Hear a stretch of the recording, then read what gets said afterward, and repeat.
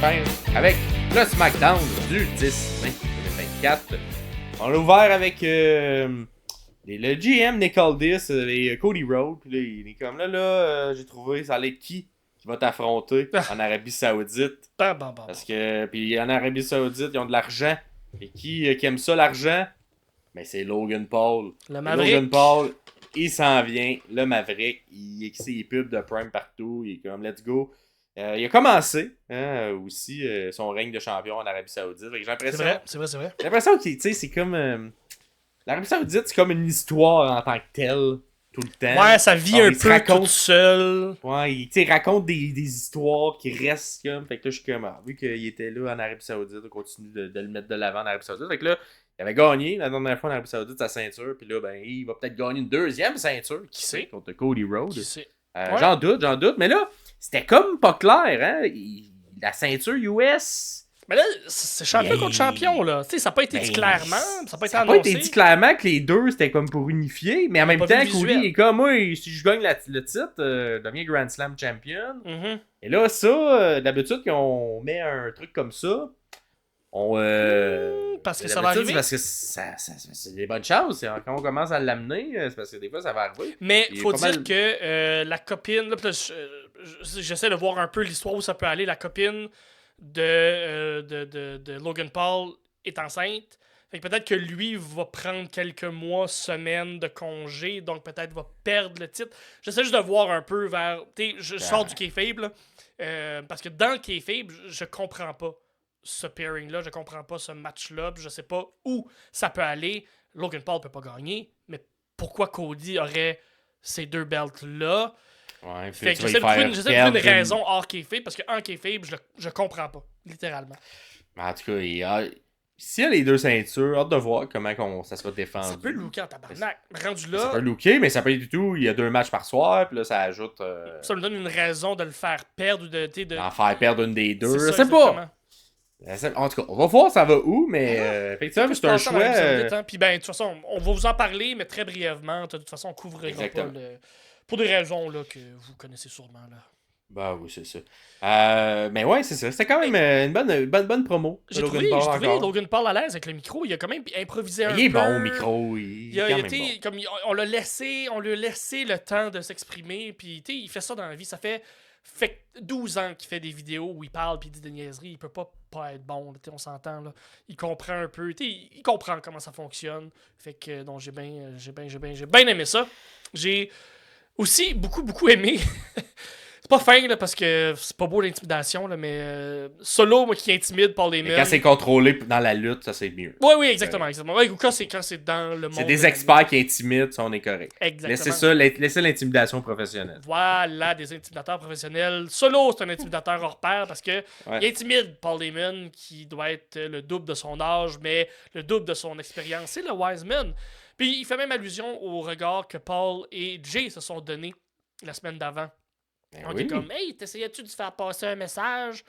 Ben oui, on dirait qu'on essaie de l'isoler là, pour Heyman. Il est en train d'y enlever tous ses potentiels amis. Le câlin à la fin qui était bizarre avec la main sur la tête. Ouais, l'espèce de t'es mon ami, mais ça fait très un peu mafia. Là, c'est moi qui te contrôle. J'ai vraiment aimé ce petit segment-là là, avec Paul. Paul qui joue le match, on l'a pas souligné dans nos notes, le match qui est venu après avec avec Tamatonga contre... Ah, si j'ai un blanc. Tamatonga contre Randy Orton. Non, j'ai le bracket, là, ça va pas long, j'ai le bracket devant moi. C'est contre Randy Orton, non, c'était Dawkins. Ah oui, contre Dawkins, ok, c'est pour ça que je m'en souviens. Monsieur du Street Profit. C'est pour ça qu'on n'a pas parlé, mais... C'est assez squash aussi. Ouais, c'est exactement. Okay. Mais tout ça pour dire que dans ce match-là, Paul Heyman joue tellement bien, il est tellement bon pour vendre à la fin. Il lève le doigt et comme, check, j'ai levé mon doigt, inquiète-toi pas, je suis avec toi, j'ai levé mon doigt, regarde. Il est écœurant, c'est pas pour rien qu'il est dans le Hall of Fame. Paul of Fame, Paul Heyman, la Rockstar. Sinon, on va en parler à ce moment-ci, mais toi, comme on en a parlé pour Raw, qui as-tu comme gagnante potentielle du côté de SmackDown? Qui va se rendre de ce côté-là? On va se parler du côté des messieurs. Qui aurais-tu, toi, qui serait jusqu'au bout? Je irais avec Baron Corbin. Non. Mon Dieu, je sais pas. T'es rendu là, AJ Styles pourrait être un bon... Mais là, Ah non, Justin n'y est plus. il n'y est plus, là. Fait que ça marche pas, là. Mais à ce moment-ci... Colin, hein? Est-ce que Tamatonga va se rendre jusqu'au bout? Ah, mais ça serait intéressant si on l'aide. Ce l'aide. bord-là, c'est pas mal. Tamatonga ou LA Knight. Ouais, c'est ça. Si on l'aide. Non, Carmelo Hayes. Carmelo Hayes, Quel chemin on va prendre, tu sais? Parce Est-ce que qu'on va y Hayes aller contre- plus un Randy Orton ou... Et Ace contre Orton, Ace peut perdre contre Orton, ça dérangera pas là, le chemin qu'il est en train de prendre présentement. Boy. D'après moi, on s'enligne vers Tamatonga Tamatonga. Orton pour continuer un peu cette histoire-là. Rajouter Et- une couche de crédibilité ou une couche de pouvoir au sein du Bloodline Puis moi, pour être capable d'aller chercher le titre à Cody. Le titre à. Ouais, non, à Damien. Non, à Cody. Cody qui est là.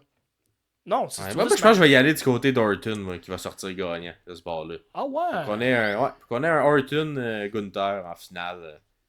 Et moi, c'est du bon star power. Mm.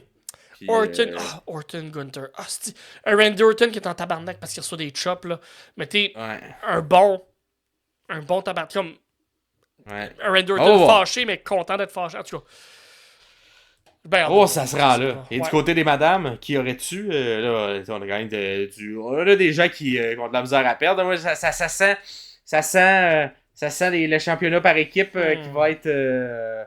Cargill. Ouais, c'est ça. Ça a pas le choix, Cargill ça, contre c'est Belair. tu sais. Mais D'après moi, ça, c'est- Stratton. Ah, mon Dieu. Ah, moi, je pense que ça va être Cargill Belair. D'après moi, ça va. Oh, On a pas le choix c'est de se là qu'on commence à rencontrer. voir la fissure dans le. Ouais. Ok. J'aille pas ça. Ouais, puis là, qui qu'on va amener en finale contre les gens de Raw? Je pense que je testerais Cargill. J'irais Peut-être Cargill. qu'on va y aussi. aller valeur sûre avec Belair, puis qu'il l'a déjà fait en Arabie Saoudite. Ouais, c'est je vrai. sais pas. Tu sais, Cargill avait quand même.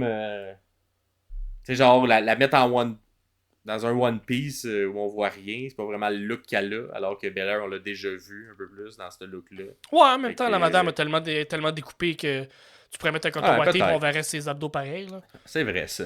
Elle pourrait faire une Catherine Dorion d'elle-même et quand même être musclée à travers tout ça. Bon, parfait. Chut, t'as été loin. Wouhou! Ouais. Fait que c'est ça nos choix. Mais pour le SmackDown, c'est pas terminé hein, parce que ça s'est terminé par un autre excellent match. Moi, je l'ai bien aimé. C'est mon match de la semaine. Ouais. Randy Orton contre AJ Styles. Deux vétérans Mhm. qui ont décidé de nous sortir un bon match de vétérans. Ouais. Et un Orton qui est en pleine possession de ses moyens. Et un AJ Styles qui, tabarouette, te sort des excellents matchs chaque semaine. Toujours. Et il en a sorti un autre très, très bon. Moi, ce que j'ai particulièrement aimé de ce Mhm. match-là, Mhm. c'est on a vendu une attaque à la jambe de Randy Orton. Ouais, oui. Et très crédible. Et avec le calf clutch. En tout cas, Calf le move de crusher. AJ Crusher, parfait. Tu sais, ça avait l'air de. Il va-tu taper Orton? Ouais. Parce que là, tu sais, il en accumule, là, tu sais. Il a fait bien du millage dans les dernières semaines. Puis de la manière qu'il le vendait aussi, là. C'était. Puis tu sais, Orton, il vend, mais il vend lent. Fait que tu sais, genre, il boitait lent, vraiment, avec sa jambe. Il a pas lâché de la vente tout le long. Dès qu'il a touché, il aimait pas ça. Il a des très bons sells, là. Orton, là, pourquoi il est. Tu sais, je sais pas. Légende, là, tellement efficace, tellement bon. Il comprend les petits détails du ring, les petits trucs juste de comme. Je m'en vais faire ce mouvement-là, mais non, je vais à la jambe juste avant, ça me retarde d'une seconde, ça fait que je suis pas capable de connecter mon RKO, qui fait que. Tu sais, on dirait que tout était construit pour qu'il y ait une victoire d'AJ, surtout avec le momentum qu'il y avait de Backlash. Mhm. Et finalement, on a été du côté de Randy Orton, fait que c'était un match que j'ai trouvé super bien construit pour nous faire croire qui peut gagner entre les deux. De manière légitime. Et finalement, c'est Orton qui, malgré sa blessure, nous sort out of nowhere un RKO et l'emporte sur AJ Styles. Puis il va peut-être aller faire des petits dodos parce que il y a eu beaucoup. Il s'est beaucoup promené dans les dernières semaines. Dans la psychologie d'un match comme ça, j'aime vraiment tout ce qu'on nous a vendu, justement, exactement comme tu viens de l'expliquer. Ce que j'ai de la misère à comprendre, c'est pourquoi un gars d'expérience comme. Pis là, je vais loin, là. Pourquoi un gars d'expérience comme AJ Styles va attaquer les jambes d'un Orton quand on sait très bien que le RKO, il pourrait le faire sur une jambe puis il aurait quand même le même impact parce que c'est pas ses jambes qu'il a besoin pour bien administrer le RKO. Mais t'es rendu là, c'est moi qui analyse quelque chose, une couche, peut-être pas de trop, mais qui analyse une couche de plus. Cette couche-là, est-ce qu'elle vaut la peine d'être analysée? Je sais pas. L'histoire que vous racontez est excellente. Fait que t'es rendu là, ça a été super bon. Ouais, je pense que la logique derrière tout ça, c'est que contre Orton, tu prends ce qu'il te donne. Là, dans ce match-là, la première donné ouverture qu'il a trouvée, c'était la jambe. C'est ça. C'était la jambe, fait que let's go. On y va avec la jambe, on continue de l'attaquer. Ouais, comme ça, je le vois de la manière logique. Un peu une kayfabe. C'est correct. Parce qu'il est trop fort. Orton est trop fort. Fait que, si ce soir-là, c'est le bras tu presses, c'est la jambe. Puis là, c'était la jambe qu'il a donné. Parfait. Ce soir-là. Mais non, excellent main event. Je vous le conseille vraiment. Surtout pour ça. C'est pas très long non plus, mais c'est bien fait. Un bon pace. Yep. Et